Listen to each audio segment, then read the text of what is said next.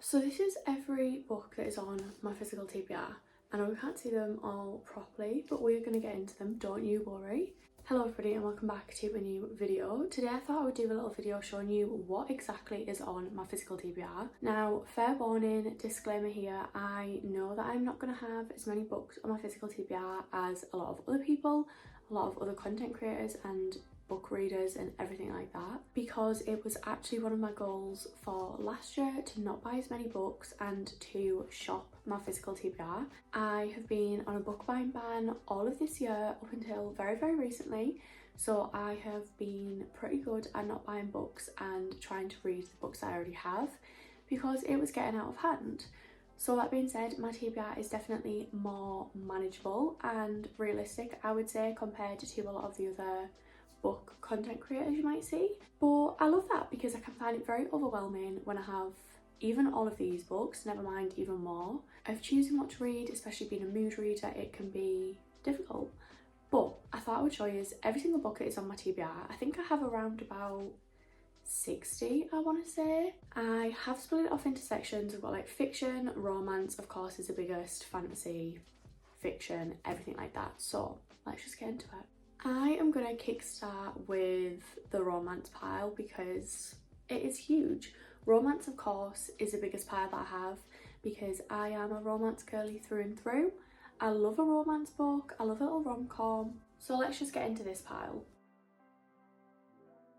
Also, Willow is just chilling back there behind my book pile, so please excuse her if you see her rustling around at all. Okay, so in my romance pile, obviously this one is the biggest. I kind of section it off into like what I think are going to be more emotional romances, what are going to be like cutesy little rom-coms, and then we just have like general romance that I don't quite know where that falls into.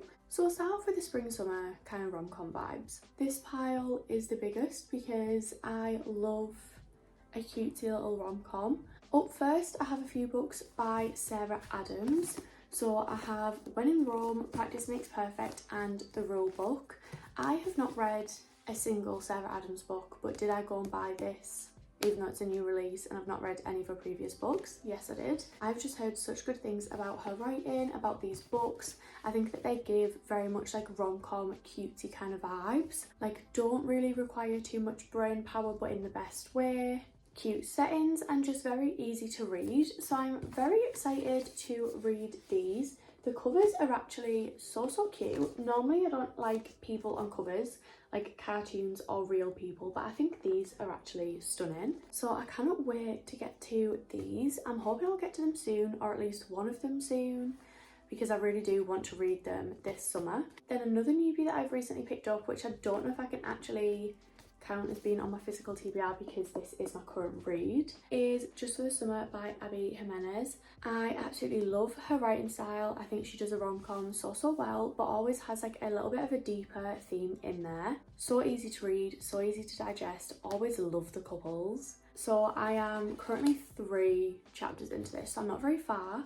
But I picked this one up the other day as well and it immediately was bumped to the top of my TBR. I've heard such good things about this one, so I'm really excited to get further into that one. This one should be finished. I'm actually hoping to finish it today, so we'll see about that one. Then I have The Bodyguard by Catherine Center. Honestly, I don't know much about this. I haven't heard much about this author other than this book, I think. I just know that it is like cutesy rom-com kind of vibes. Honestly, I think this one gives me similar sort of vibes to Lynn Painter books, just from what I've heard. I think it's just going to be like a cutesy little rom-com. She's a bodyguard, it's fake dating, forced proximity I think, obviously bodyguard romance, and it is short and I'm hoping that it'll be cute to read. Then I have The Roughest Draft. This one has been on my TBR for so long, but like the cover is gorgeous and it just obviously screams summer romance. I don't actually know why it's took me so long to get to this one. I think this one came out at a similar time to Book Lovers by Emily Henry, and I don't think that the plots are similar, but I know that both of the main characters, like the love interests, are writers. And I think because they came out at the same time, obviously in Book Lovers, they are writers, publishers, they work in like the book industry. I think a lot of people were like drawing comparisons to the two, and I kind of like didn't want to read them back to back, and then just never got around to reading this one. But honestly, the cover is just beautiful and I would love to read it. It's like second chance enemies to lovers, I think, or they used to. I have no idea. Then I have Meet Me at the Lake by Carly Fortune. So this one, does it follow on? I was going to say it follows on from Every Summer After. Don't think it does actually. I think I'm spreading false information there. It's literally just by the same author. But I read Every Summer After and I really enjoyed it. But now looking back on it, it has quite a big trope that I really don't like. And I didn't like it at the time.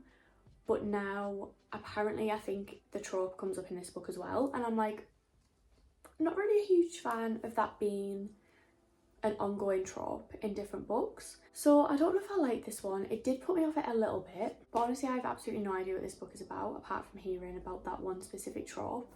But I don't know, the cover screams summer. And like I said, I did enjoy Every Summer After.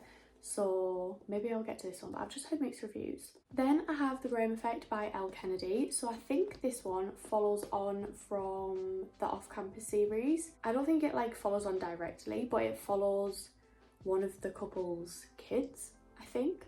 I haven't read the Off-Campus series, so I'm hoping that I will be able to read this without reading that. I've heard good things about the Off-Campus series though, and I've heard good things about this guy. I don't know what he's called, something Graham. So yeah, maybe I will get onto this one before starting that or after, I have no idea. Then I have The True Love Experiment by Christina Lauren. I read Love and Other Words by Christina Lauren a few years ago and I absolutely loved that. To this day, that is one of my favourite romance books. But then the other ones that I read by them just kind of let me down a little bit. I just didn't feel the kind of way that I did about Love and Other Words, so I kind of didn't then go and read any more books. But I actually got this one off my boss at work for Christmas and I think I've heard pretty good things about this one. It's kind of like they're filming a TV show where someone has to find love, but the producer of the TV show falls in love with the girl that is like dating all of these guys on the TV show, I think. I don't know. It sounds like it would be like pretty easy reading. I am really getting back into my rom-com era because I feel like I had been on the fantasy, romantic, deeper emotional romance kind of hype, and I kind of just need to go back to my roots and read a few rom-coms. I've just spotted some other books over there that I forgot to add to the TBR, so I'm gonna go grab them. Just added some more fantasy ones to the pile. But back to the romance. Then I have 3 books by Ali Hazelwood. I am yet to read an Ali Hazelwood book and I really need to because I have 4 books of hers on my TBR and I've not read a single one of her books, so I really need to get to them this year. Even this month soon, ASAP. But I have Love Theoretically, Checkmate and The Love Hypothesis. So I don't know, obviously these two are kind of like in the same universe, I think. They're not, from what I can gather, like interlinking. I don't think it's like a series, so to speak. Wait, no, it's not a series, but they are interlinking. But I don't know if there's a specific order that I need to read them in, or I have no idea. There is also Love on the Brain as well, so I need to pick that one up in case I do need to read them in like a certain order or the published order for them to make sense. And then I have Checkmate, which is her first YA romance, I believe. I've heard really good things about Ali Hazelwood's writing and about her books, so I really need to check these ones off the list. Then I have a pile of more emotional romances. I'm sure we all know that I love a cry. If something's gonna make me cry, I'm probably gonna love it. I don't know what it is. I love like a deeper emotional romance. That's why I get so invested in series. But anyways, first up we have A Thousand Void Kisses by Tilly Cole. I don't know anything about this book other than people literally sob at it. So I'm a little bit scared to get into it, but it's good. It'll make me cry. Like I literally cry at everything. So anything that anybody else cries at, I know that I will probably cry 10 times as hard. I'm just a sensitive gal. But from what I can gather, this one is kind of like a friends to lovers maybe, or second chance. I have no idea, but it's about 2 friends. One of them goes away and then when he comes back, he is completely different. Like he's not the same boy that she remembers. There's like secrets involved. I honestly have no idea, but something happens. Kind of like tension between them, something's not quite right. I have no idea. I'm guessing that something is going to be pretty sad and traumatic. Can't wait to get to it. Then I have Most For You by Mia Sheridan. So Mia Sheridan is the author of Archer's Voice, which I absolutely loved. Read that a few years ago and I was obsessed with it. But I'm pretty sure this one centres around a stripper and a guy goes into the strip club that's how they kind of like strike up the romance, but I think it has like a deeper level to it, because obviously like Archer's voice had more to it as well than just like a typical rom-com. I don't really know what, but I just know that they've both been through some shit, I think, so they're gonna like be drawn to each other, hopefully help each other work through that. No idea. Then we have Under the Sycamore Tree by B. Celeste. This one, again, I've just heard people cry at it. I've just heard that it's sad. The girl main character looks like she has a little bit of a shit life, if I'm being completely honest.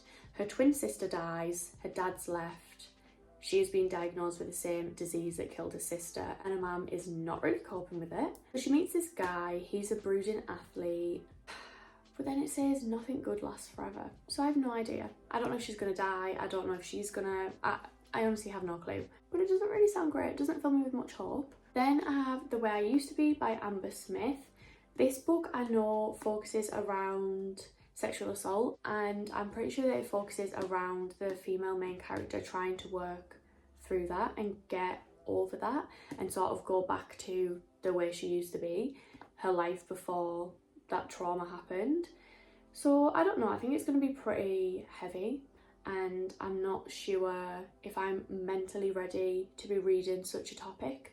So I have been putting this one off for a while, but I have heard really good things about it. Then the last of the romance pile is just like my general romance that I don't know where to slot them into a little niche category. First up, I have From Lukov with Love by Mariana Zapata. Mariana Zapata is another author that I've never read any of her books by, and I feel like she's like an OG BookShock kind of author. She's a Queen of Slow Burn from what I've heard, Enemies to Lovers. I think this one kind of focuses on a slow burn, enemies to lovers, the angst, everything like that. They're both figure skaters, they have to work together, but they don't like each other, they hate each other. She thinks he's arrogant, he thinks she's whiny, like that kind of dynamic. But yeah, I love a slow burn. Like, there is nothing that I love more in a book than reading about the angst and the tension when two people don't like each other. I'm not a huge fan of enemies to lovers actually, especially in like a romance. I love it in a fantasy book, but in a romance it just kind of feels a little bit cringe and unnecessary, like it's not that deep. But I do love the tension and the angst that comes with it. Then I have The Brutal Prince by Sophia Lark. This is the first book in the Brutal Birthright series. I think it kind of follows two rival like mafia families. I have not really read many mafia romances aside from back in my Wattpad days when I used to read One Direction, Wattpad, Mafia fanfics. So aside from that, not really ventured into the Mafia romance world, but I think I will love it, to be quite honest. So it follows the Griffins and the Gallows families. Like I said, they are both Mafia families. This book in specific follows Ada and Callum. They are basically in an arranged marriage. So I don't know, I think I'll really love it because like the stakes are higher. I feel like it's going to be a lot of tension. Then I have The Simple Wild by K.A. Tucker. This one gives me cowboy romance vibes, but I know that it's not a cowboy romance. The girl goes back to Alaska. So basically it's set in Alaska. The girl has moved out of Alaska, but she has to go back for some reason, and then she meets this quiet Alaskan pilot who doesn't want to be with a pampered city girl. He likes to live his quiet little small town life, which I also love. I don't know if that's like a micro trope, but when he's a small town guy, she's a big city girl. Love that. I don't know, this one just gives me like cozy kind of small town vibes, and I live for that. Then I have Once More with Feeling by Alyssa Sussman. This one I have not heard great things about. I think it was Hayley, Destiny and Sarah all read this in a reading vlog, and I think they gave it like 1 or 2 stars. So it didn't really fill me with much hope. Never read anything by this author, but it follows like a pop star, famous pop star, I think. And I don't know, I honestly have no idea. Don't know what this is about. Don't know anything about it other than she's a singer. This one's probably on the lower end of my TBR, to be honest. Then last in the romance pile, I have Love Redesigned by Lauren Asher. So this is the first book in the Lakefront Billionaires series. I have heard pretty good things about this one actually. I think it came out last summer. This one has been on my TBR for a while, but I did read or start to read the Dreamland Billionaire series. I read the fine print and really did not like it. It really cringed me out. I've heard that the other 2 books in that series are better, but I just wasn't a fan, so I didn't keep reading. But I think this one is better. It's kind of like Enemies to Lovers, which again, I don't love in a romance book because I just think it's not really that deep. Like, it's not that big of a deal. Why is giving each other evil eyes over like nothing, pretty much. Like in a fantasy book it is so much better because they will literally try and kill each other, but in a romance book it doesn't do it for me. I'm definitely a childhood friends to lovers over an enemies to lovers in a romance. Anyway, they are childhood rivals, of course, but they are kind of like interior designers, or she's the interior designer, he is the architect or something. I have no idea. Something to do with like housing, interior design, them kind of lines. But I'm pretty excited to get to this one. I am hoping that it will be better than the fine print and that I will love this one more, because I think the second book to this one is coming out pretty soon. Then quickly making a little drop off in the thriller section, because this is the only book that I have of the thriller genre. I have Survive the Night by Riley Sager. I have heard such good things about this one. It's kind of like a not forced proximity, what would the word be? They're basically in like a close confinement, like they are trapped in a car, I think. Takes place in like a university. Someone is meant to be like the campus killer. 3 murders have took place. The girl gets into the car with this guy and she basically thinks that he is this murderer. So I think it takes place like from the confinement of the car, which I really enjoy in a thriller, like when they're in one house or something like that. I think it just makes the stakes feel a little bit higher. But I actually want to get to this one soon because I don't know, I feel like it'll just be like a quick, fast-paced read. Okay, we're going to start on the fantasy section. Of course, we have to start with the Massiverse when we're talking about fantasy. So, I have the entire Throne of Glass series on my TBR. I got this for Christmas off my boyfriend and I have yet to start it. I absolutely hounded him for the series set and I have not even started it yet. I really need to start it, but I just get so invested in series and I have to read them back to back to back. Like, I cannot take a break. So I know that I'm going to be in for, is it 8 books? I always want to say 10, but I think it's less. I know that I'm preparing myself and setting myself up to have to read 8 books. And I think I'll be obsessed with this series. So I'm kind of like waiting for the time when I know I'm going to have the time to be invested in it. So I don't want to half-ass it. But I know literally nothing about this series apart from it follows an assassin, I think, or she like works for the king, or she's working against the king. No idea. But I loved the ACOTAR series, read that last year and I was obsessed. I don't know why it's taken me so long to get to this series since then, but I really want to read it. I'm literally desperate to read it. Everybody tells me to read it all the time. Everybody is always in my DMs like, how have you not started Throne of Glass? I am a fantasy girl. I do love a fantasy book, but I also have a tiny little pea brain, and anything that is too high fantasy I get very confused by. I feel like I'm doing that a disservice. I feel like I'm doing myself a disservice there. I can follow fantasy. I don't know, I'm a fantasy reader, that's all I had to say. And then once I finish the Throne of Glass series, I have the first 2 Crescent City books. So I have House of Earth and Blood and House of Sky and Breath. People have said if you're going to read the Massiverse, the Sarah J Maas books, to read ACOTAR, Throne of Glass, Crescent City. I think purely because of the level of fantasy in them. I think these ones are meant to be the most complex and the hardest to follow or understand if you've like never read fantasy before, if you're getting into fantasy. So I think starting off with ACOTAR and ending here makes sense because you're like building up the worlds a little bit more. From what I can gather, they are all interlinked, kind of. I think we get cameos from certain characters in each different universe. Honestly, don't know. I could not tell you a single thing that these books are about. Couldn't tell you a single thing that happens. Couldn't tell you a single plot line, nothing at all. Which I think is pretty good that I've avoided that many spoilers for 2 of the biggest fantasy series literally in the BookTok community. But I really want to get to these ones. It is like one of my reading goals for the year to read both series, so hopefully I'll start them soon. And the rest of my fantasy books, first up I have Bride by Ali Hazelwood. Honestly, I didn't know whether to put this in the fantasy or the romance category because it is technically both. It's a romantasy, but it's more of like a paranormal romance, I guess. She is a vampire, he is a werewolf. I've heard conflicting opinions on this one, especially around certain scenes and certain uses of the word not. I will update you more when I get into it because I actually don't know what to think. Honestly, I think this might be the first Ali Hazelwood book that I start with, just because it's so not like anything that I've read before or that I have read recently. So I don't know if it might help with getting me out of a little bit of a slump because it's so different to anything that I'm reading at the minute. Then I have Assistant to the Villain by Hannah Nicole Mayer. I don't know much about this book.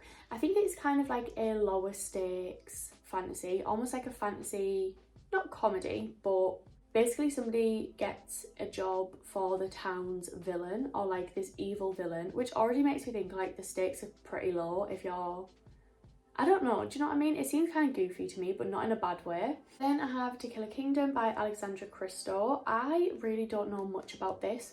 You will learn that 90% of the books on my TBR, couldn't tell you a single plot line, don't know anything that happens in them. But this one is YA fantasy. I don't know if it's part of a series or like interlinking kind of books, but from what I can gather, she is a siren, I think, but then she is cursed into being a human by the Sea Queen. So she needs to deliver the heart of the infamous siren killer or remain a human forever, but I'm guessing they're going to fall in love. I do love a YA fantasy. I think that they are so easy to read and you fully just get like immersed in them. So I'm excited to get to this one. Then I have Ninth House by Leigh Bardugo. Leigh Bardugo is the author of the Six of Crows universe duology, but I think this one is a little bit different than those books. This is like a dark academia fantasy crossover. It's set at Yale, but it kind of follows a secret society that tampers with dark magic. So I don't know, I've heard that this one has quite a lot of trigger warnings, quite a lot of like big heavy topics, and honestly it just intimidates me. That is why I've not got to it yet. Speaking of books that intimidate me, I have Babel by R.F. Kuang. So this one I literally bought so long ago. I picked it up when I was in Paris, maybe like 2 years ago. I got it stamped at Shakespeare & Company and I have just never got around to it. Again, I think this one is kind of like a dark academia fantasy crossover. It might not even be fantasy, I don't know where I've got that from, but it takes place in Oxford, like Oxford University, and I'm pretty sure it has fantasy elements. I don't know if I've made that up, but I know that it does centre a lot around racism and colonialism, so that admittedly does scare me a little bit, just because I don't know if it's going to be more intellectually challenging than I am used to reading in a book, but I don't think it's fair for me to not read a book purely because it talks about topics like that. I did read Yellowface by this author, and I did not even put two and two together that they were the same author because they seemed so different. But I really enjoyed that book, and if her writing style is kind of the same in this one, then I think I'll really enjoy this one too. I just need to get to it because she is so chunky. Then I have Iron Flame, which honestly I do not know when the hell I'm going to get to this book. This is the sequel to Fourth Wing, if you didn't know. I did read Fourth Wing last year. I was pretty late to the hype. I only read it in maybe like October of last year, and I enjoyed it. It wasn't my favourite. It was not a 5-star read for me. There are plenty of other fantasy books that I did enjoy a lot more than Fourth Wing, but I still enjoyed it. But then I read Fourth Wing, and this one came out as I was reading Fourth Wing, I think, and I heard such mixed reviews. Not even mixed reviews, I heard like actual bad reviews of this book. General consensus is that it's too long, it's kind of underwhelming and kind of pointless, which is upsetting, especially when it is the size of this book. Like, that is huge and very daunting, and I'm not going to read it if like literally everybody that loved the first book said that this was underwhelming, because then I feel like that is not really setting me up to have a great time. I don't know when I'll get to this one, if I'll get to this one. I would like to, but maybe I'll listen to it as an audiobook or something, because that is just huge and I hate hardbacks anyways.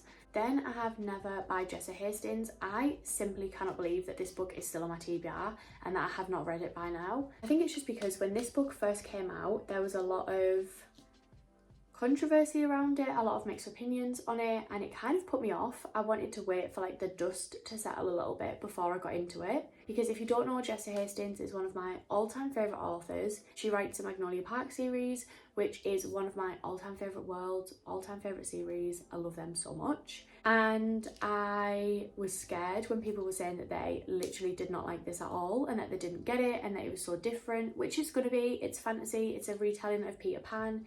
It's not going to be the same as the Magnolia Park series, but I didn't want other people's opinions to kind of like skew my opinions and my views. I just really need to, and I love Jessa's writing style, and I feel like her with a fantasy book will just be beautiful, but I do just think it'll be very different from the Jessa that we know and love, or that I know and love, because it's going to be so different from Magnolia Parks, which is fine, but we'll get to it soon, it's fine.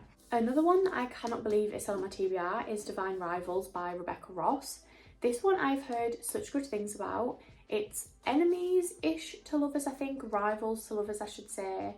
This one I think is pretty like cozy fantasy in terms of like it's not very high stakes. I think a lot of the fantasy in this one comes from the kind of like they have gods, and I think a lot of it focuses on them, or at least they are mentioned, and I know that they use like a magical typewriter to communicate with each other, and I think that is the bulk of the fantasy. But again, I've heard underwhelming stuff about the sequel to this book, which then kind of, it doesn't put me off reading this one, but I'm like, well, if I read this and I love this, knowing that the sequel is out and that that's underwhelming, that's kind of sad. But I do need to get to it. Everybody has said that I will love this one, and I think I will. I just need to make time and read it. So that is all of the fantasy books. Now I have like general fiction, so let's move on to those. So I have 2 books by Fredrik Backman. I have Anxious People and The Winners. Anxious People I actually don't really know much about. I believe it takes place in like an apartment building, and it kind of follows each different neighbour. I think the building gets like, a bank rob rushes in and takes everyone hostage. So everybody in the apartment, all of the neighbours, they're stuck being held hostage essentially. But I don't know, the way that he writes I absolutely love. In terms of writing style, one of my favourite authors, 100%. It's just so unique to me, and you really learn the depths of each character without it being boring, or without it being like almost like too in-depth and too much detail. Like the way that he writes people and their interactions to me is just mind-blowing. I love it. And then we have The Winners, which is book number 3 in the Beartown series. The Beartown books is one of my favourite like general fiction books. I absolutely loved it so much. It really took me by surprise how much I loved that series. I've read like 1 book a year. So I read Beartown in 2022, Us Against You last year, and then I'm hoping to get to The Winners this year. They do give me more autumn winter vibes, so I don't know if I will read this anytime soon. Then I have On Earth We're Briefly Gorgeous by Ocean Vuong. I don't know anything about this book. I thought that this book was going to be so different to like what the synopsis says. So son, I think it follows an immigrant family, and it follows a letter from a son to a mother who can't read. So I think that the son writes the letter from his perspective, but I've heard that it's pretty sad, and I don't know anything else about this one. Another kind of like fiction book that I know literally nothing about is The Invisible Life of Addie LaRue by V. Schwab. So I have heard again that this one is pretty sad. I think it follows, I don't know if this is like fantasy, romance or fiction, but I think it follows a girl who essentially can travel through time. She kind of like slips through time, so she has, I don't want to say like, well, an invisible life, I guess, yeah. Like she just passes through, I don't know. Then she meets someone who remembers her. So it's going to be about that, I'm guessing, but do they live in different times? I honestly don't know, but I've seen that people think this is quite sad. But again, it's just pretty chunky, and it just intimidates me because I don't know if it's going to be more intellectual than I am, but it's fine. Then I have Tomorrow and Tomorrow and Tomorrow by Gabrielle Zevin. Again, this is a book that intimidates me. General fiction does scare me a little bit just because I feel like I don't have romance to fall back on. I don't have the fantasy element to fall back on. It's just words on a page.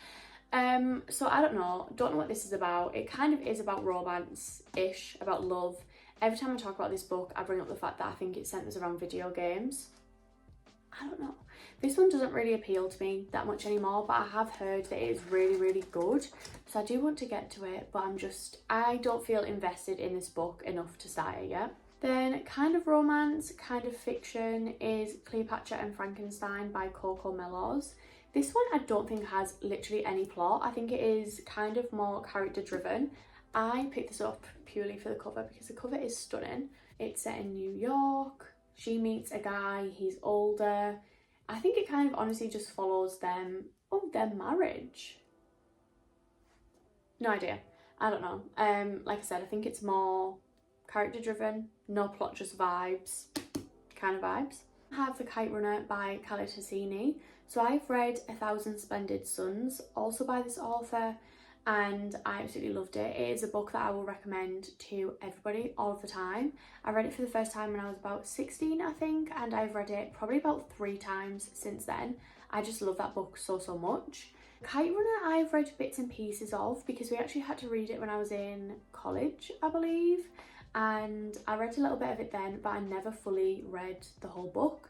I do also have And the Mountain Echoed by the same author, but I don't have that with me. I gave that one to my nana to read. All of Hosseini's books kind of follow Afghanistan. They focus on the Taliban rule and how that impacted like the people of Afghanistan. It follows it's kind of like, I'm going to be so completely honest and say that I don't know the ins and outs of political history in Afghanistan, so I don't know how much of it is fact and how much of it is kind of like fiction and built upon and dramatized for a book. I don't know if that's like the right word to say, but basically I don't know how far this differs from reality. But his books for me are absolutely heartbreaking. Obviously they're giving me a whole nother insight into a life, into a world, into an experience and a culture that I know little to nothing about, don't have any experiences with really, in terms of like how it's portrayed in this book.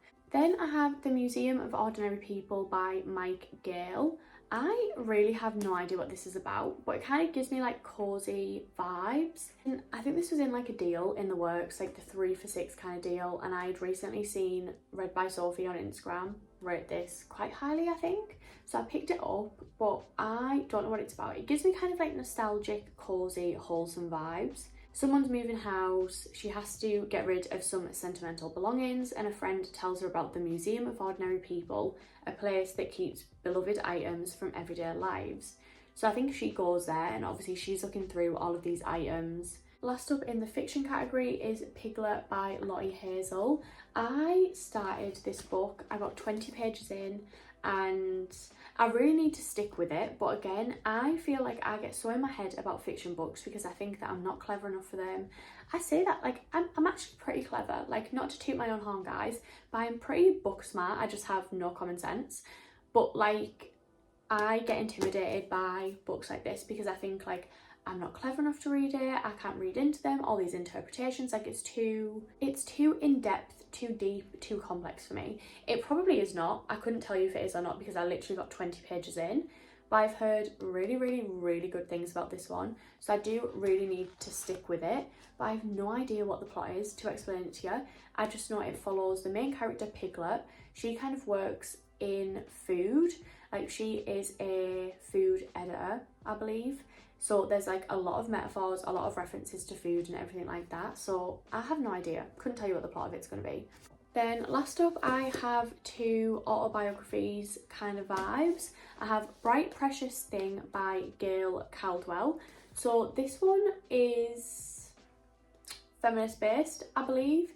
It kind of follows, I don't actually know who Gail Caldwell is, but it follows her upbringing in Texas, her girlhood, her journey into adulthood, being a woman. I think it is kind of just her experiences with being a girl, being a woman, etc. I don't know, but anything about feminism, sign me up. So my friend actually gave me this. She had to read it for uni, so she has tabbed some stuff in there. And she said that I would love it, so I do really want to read this. And then I have Only Say Good Things, Surviving Playboy and Finding Myself by Crystal Hefner. So this follows Crystal Hefner, who was married to Hugh Hefner, who, if you don't know, was like the Playboy pimp guy. I don't even know what his official job title would be, but she was a Playboy bunny. She then married him. He had like, I don't know, something like a ridiculous amount of girlfriends and wives and whatever. So this is kind of like her story, speaking out on what it was really like in the Playboy house, what it was like being married to him, etc. I think that this is going to be obviously a little bit deeper and centre around deeper sort of themes. I don't really read many autobiographies, but I find that the ones that I do always tend to enjoy them. So guys, that is everything that is on my physical TBR. I actually don't know how many books that is, but hopefully I will take some of them off the list soon. We will get through majority of the pile, I am hoping. Please let me know which books you want me to read first. If you want to see a reading vlog for any of the books that have been on my TBR, then please do let me know. And also let me know what books you are reading at the minute, what's on your TBR. As always, make sure you are following my book Insta if you want to stay more up to date on what I'm reading, reviews, everything like that. I will have that here and it is always linked down below. Thank you so much for watching and hopefully I will see you in the next one. Bye!